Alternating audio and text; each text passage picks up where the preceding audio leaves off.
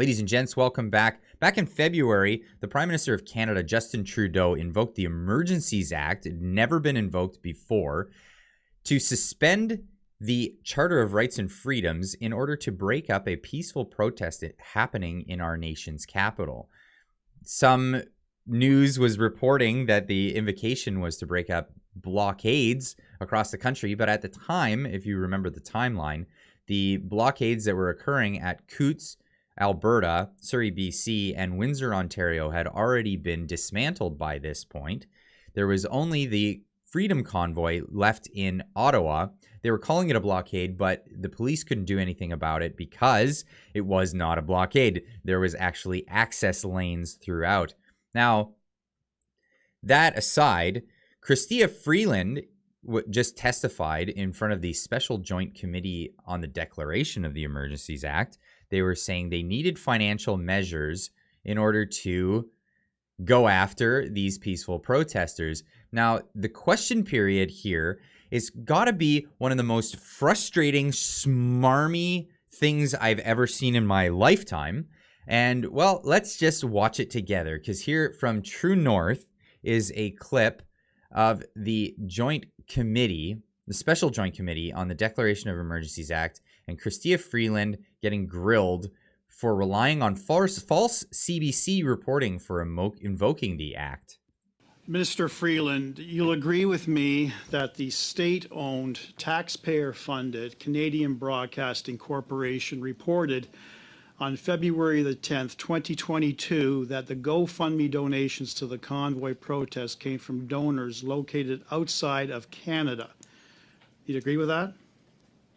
I don't have the report in front of me, and I haven't memorized all CBC reports, but... Okay, this is going to be a theme throughout. I am not going to answer the question. Let's just go along with this. I'm prepared to believe you. In fact, they stated that the donations came from America, United Kingdom, France, Germany, Australia, New Zealand, and the Netherlands. You'd also accept that as fact? I don't see the article before me, but you say that's what it says. They even claimed that the convoy might be Russian funded. Do you recall that?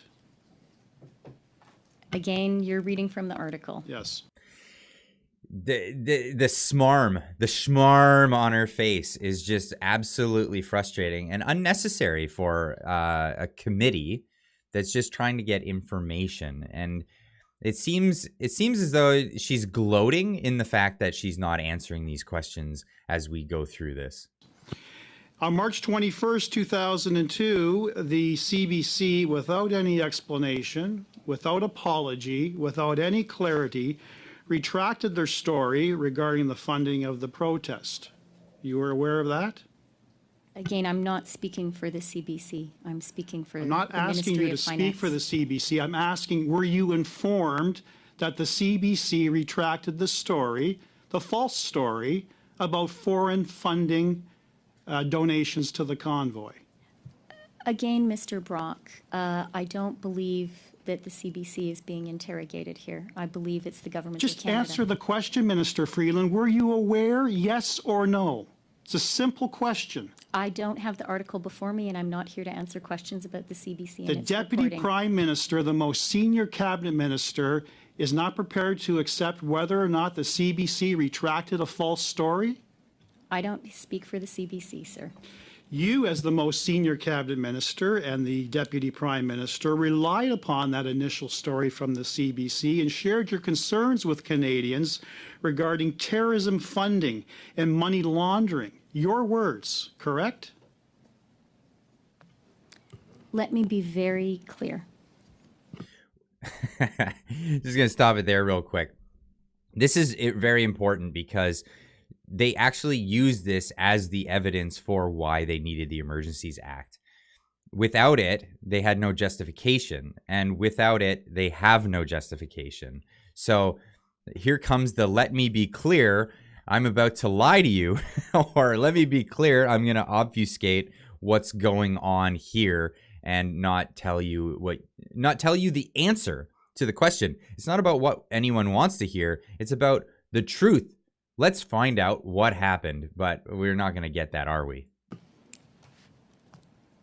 My principal concern when it comes to the illegal occupation and the illegal blockades is the economic harm that was Let done me be to very Canada. clear, Minister Freeland.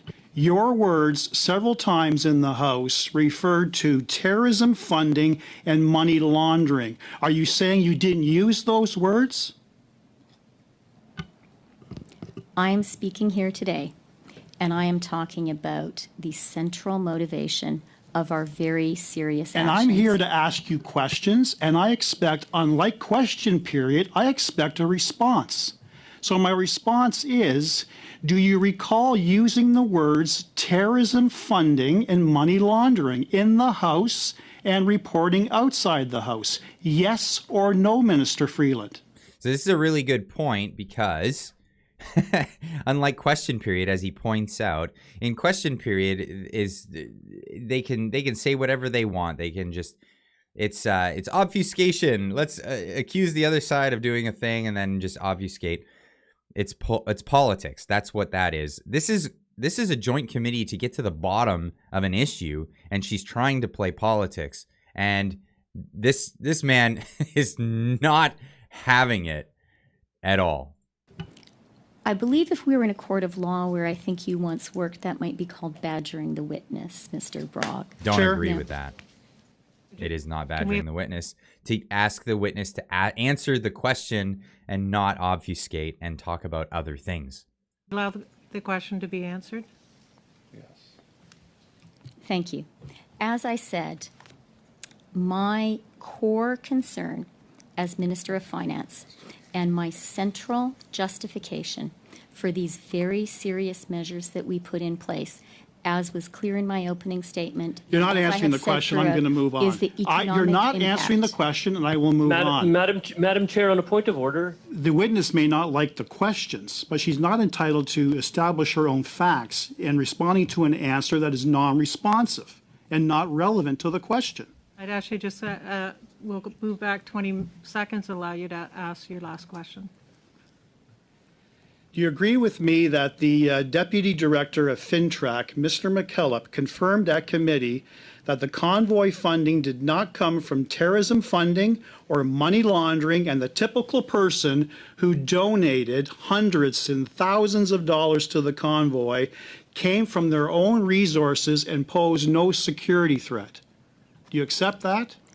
What I accept, Mr. Brock, is that the core threat was to the Canadian economy, to our reputation as a trading partner and investment destination. Thank you I for the made that clear in non-response, my Minister. opening remarks, and that is my view. Thank you. So that's a really interesting answer because she's obfuscating. She's going away from the idea of why they actually declared the state of emergency and going to this new concept of, well, we declared a state of emergency because it was our reputation that was on the line. Well, in fact, it was the fact that they revoked the Emergencies Act because the reputation was on the line. There was investors pulling out of Canada. There were people taking their money out of Canada and getting it out because of the fear of having their monies confiscated and taken under this Emergencies Act. And it was this regime uncertainty that they brought about by suspending civil liberties and actually freezing people's assets. On what grounds? On a bunk CBC article. That's where we are. And she's trying to use that as we declare the state of emergency in order to gain trust in our financial institutions. In fact, it harmed our financial institutions more than it brought trust. Thank you for the non-response, Minister. Very helpful. We'll move to So that was her with Glen, champion. And here's a few other questions. I'm going to get into this a bit. We won't try to go too long with this, but I'm going to just cut in a few times here. I need to know that the government had within its department, within your department, within your ministry, facts that would meet the economic impacts of the occupation to be significant enough to meet the threshold of a threat to national security as legally defined by Section 2 of the CSIS Act. I'm not talking about feelings. I'm not talking about reputation and how bad we might look in the world. I'm talking about quantifiable facts that your department would have provided for the inevitable invocation of the act. So I'm going to put the question to you directly. What were the economic impacts of the occupation, and were they significant enough to meet the threshold of a threat to national security under Section 2 of the CSIS Act? Let me be very clear. And with all due respect, I have to. Those two statements, by the way, they preclude neither of the above. I'm happy to answer your question if I'm not interrupted. Responses like that don't make you sound important or special or anything like that. The only purpose of that is to get a dopamine hit in the person who's saying that. I feel great because I'm being a rude. I'm not gonna say the word, but you're not doing yourself any favors. I don't know how this woman got to the position that she got in society with this type of attitude. This doesn't get you anywhere really in the business world. It's just going to get you ostracized if you behave like this, belittle people, make people feel small or whatever. It'll get you somewhere, but you'll get to a point. I'm not sure how she got so far if she behaves like this, or if she only behaves like this as an official. That's a good question to put here. But watch her not answer the question. So I do have to start, again, sincerely, with all due respect, by disputing the contention that when it comes to the economy, reputation doesn't matter. In fact, Canada's reputation as a reliable trading partner, as a reliable investment destination, as a country with peace, order, and good government, as a country with stable and effective political institutions, these are some of the most precious things we have as an economy, and they are the foundation for our prosperity. And I would direct That's not the question I asked you. The question I asked you is, what economic impacts of the occupation did your ministry provide, and what legal opinion was provided that would have met the threshold as defined under Section 2 of the CSIS Act? I'm not talking about pontification. I'm talking about facts here. I'm going to just give you a spoiler here. She doesn't answer the question. In the interest of not going too long with this video, what I'll do is I'll put a link in the description down below to both the videos that we were just looking at here. One is from True North and one is from This Guy's Garage. Check it out. Both True North and This Guy's Garage doing a great job of bringing the meat of these hearings into short, digestible videos that you can watch without having to sit through hours and hours and hours of what's going on. But at the end of the day, we have Chrystia Freeland not giving proof for why they needed the Emergencies Act. Now, this is a special joint committee on the declaration of the Emergencies Act. She's there to give evidence for why she needed it. All she's doing is providing evidence on the contrary, that she didn't need it, the government didn't need it, and that it was illegally used against citizens having a lawful protest.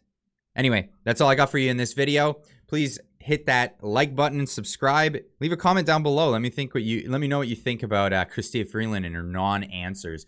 How just frustrating and smarmy this is. I think we'll probably go over this a little more in the live stream on Friday night. Looking forward to that. We'll see you guys in the next video. Keep on trucking.